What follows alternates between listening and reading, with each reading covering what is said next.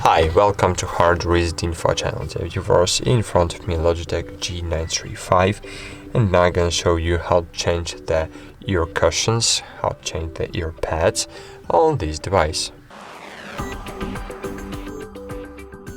So basically it's very easy to do. So let's start with this ear pad.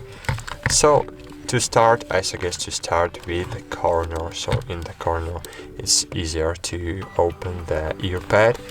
So we need to take the finger inside and just open the ear pad. But if you want to install it again, I suggest to start with the smaller corner. So start it in this way. Of course, your new earpads must feed to these headphones, of course. So you can't take out the earpad from the other headphones and insert it to these headphones. So you can, but if from the similar model. So great.